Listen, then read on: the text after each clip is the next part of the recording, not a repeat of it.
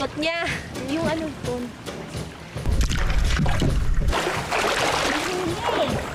Ay! Ay! Teka, ayan. Huli ka.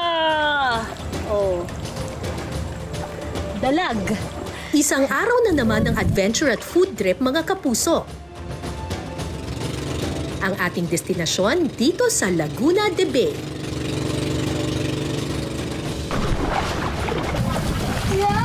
Kuya!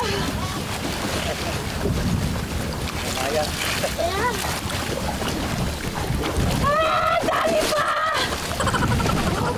Yung sanga ng kamatsili, marami yan siyang mga tinik-tinik. Tapos nilagay nila dito ng isang bungkos. Kailangan lumabas yung ulo. Kailangan lumabas yung ulo ng alin? Bungbun. Yung bunbun. Bunbun tinik ang tawag nila. Ayan na. Ito, yan. Yan yung mga sanga ng kamatsili. Ang liliit. Parang malaki lang ng kaunti sa alama. Samahan niyo kaming lantakan ng mga pagkain ngayon lang din namin matitikman. Masarap siya. In fairness, balanseng-balanse yung yung asim at saka yung tamis. Makakasama rin natin sa ating food adventure ang sparkle artist na si Annalyn Baro. Ay! Oh my God, tingnan nyo!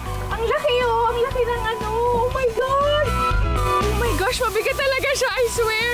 Where are you?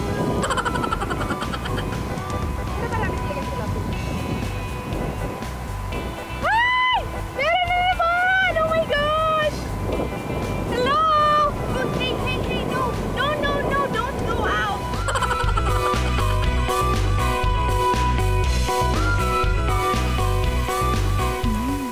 Ang sarap!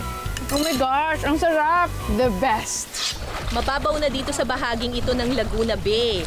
Ang misyon natin ngayon ay kumuha ng dalag. Alam niyo ba yung dalag? Yung dalag, sa English ang tawag sa kanya snakehead kasi parang mukha siyang ahas pero isda siya.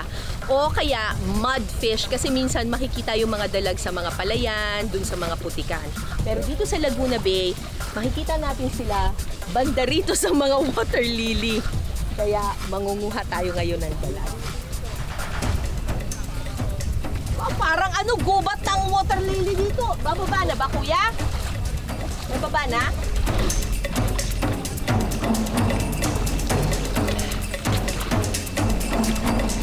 Kasing laki ng bata yung mga water lily dito.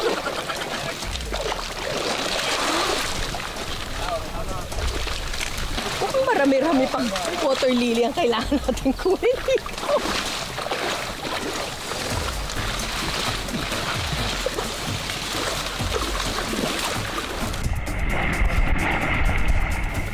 Ito pong lahat ng water lily na natatanaw ko ngayon kailangan ilabas natin. Opo. Tapos saan mapupunta ang isda? Yung lahat rin papasok ko yan dyan sa tarupet kasi paliliitin natin yung pinakalambat. Pakikiputin natin siya. Hindi ba makatakas na sila? Di naman, kasi itataas din sa siya eh. Makataas yung lambat na yan. Sige.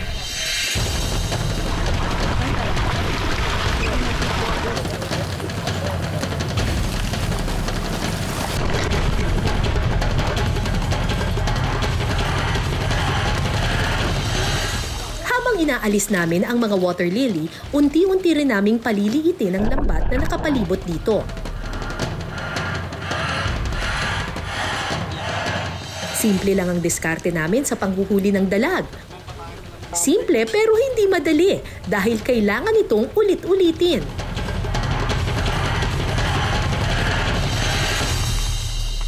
So ang gagawin natin kuya, pag na-clear natin lahat ng mga water lily, yung mga dalag, yung mga isda, pupunta dito sa kulay berde na lambat na ito. Opo, kung tawagin po yan, tarupet. Tarupet. Hindi po kaya pupunta sila sa ibang lugar? Hindi tapos po. Makakawala na? Hindi po, kasi po kulong po tayo ng lambat.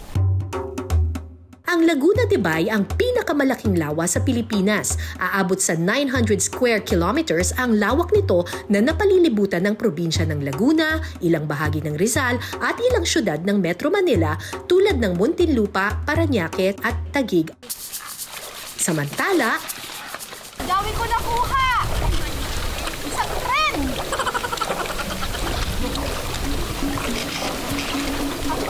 ba?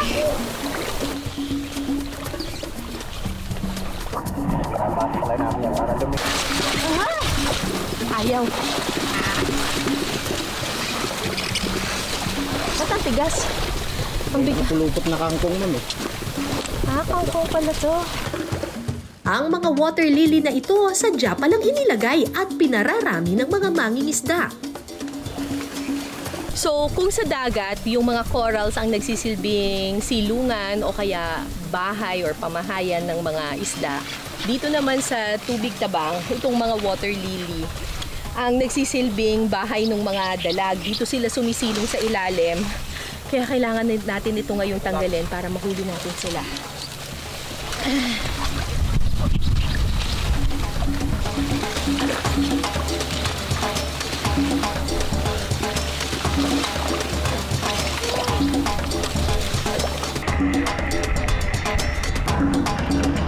Pagkatapos ng ilang minuto, may huli na kami. Huli! Ay! Ay! Teka, ayan. Huli ka! Oh. Dalag. Ano ba ito? Saan natin nalagay ito? Yun na po. Teka, paano ko aanuhin ito? Makapulupot mo. Ay, Diyos ko Lord! Wait lang. Yun.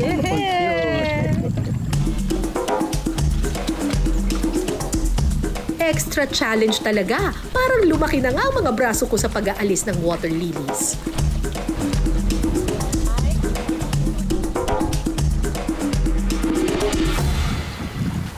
Ubus din. Ito na yung huli. Ubus din yung water lily. Pero, mga 2 oras ata natin itong ginawa. Kapagod. Lumitaw na yung lambat. Lumitaw na yung lambat. Pwede na tayo manghuli ng dalag.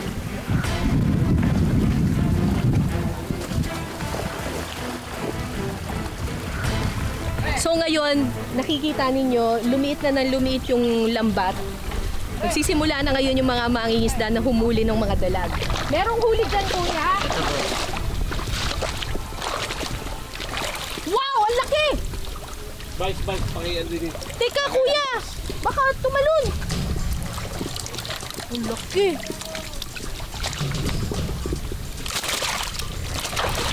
Ay! Ayan!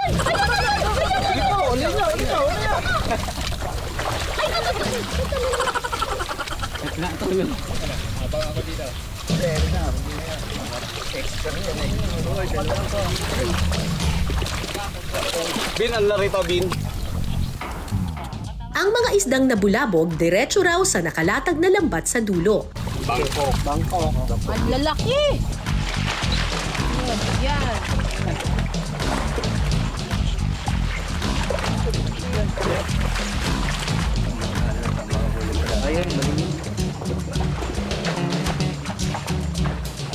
So ito yung nahuli nila ng mga dalag. Malalaki sila. Mga tansya natin dito, mga 15 to 20 kilos na dalag ang makukuha. Anong luto naman kaya ang madalas na ginagawa ng mga taga-Laguna rito?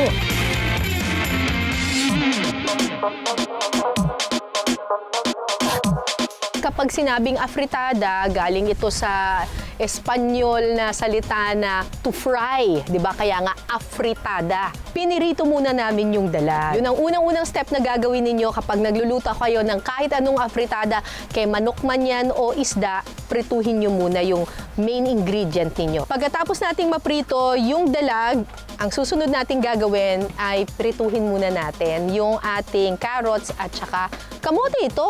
Kamote. Pag guminit na po yung mantika, Opo. kamuti na po ang ating isunod. Kamote talaga ginagamit nyo dito, hindi patatas. Kamuti talaga po. Para may dagdag na tamis. Pagkatapos, yung carrots naman.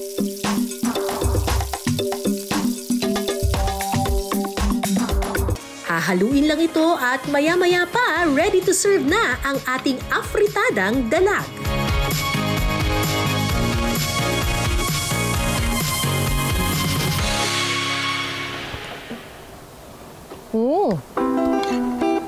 In fairness, in fairness sa luto ni ate, kalain mo bumaga yung pork and beans dun sa ano?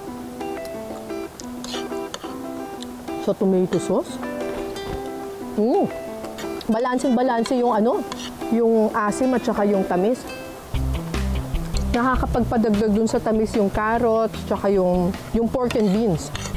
Masarap siya, In fairness, medyo na-weirdohan ako kanina na nilagyan ng pork and beans pero okay naman pala siya. Panalo.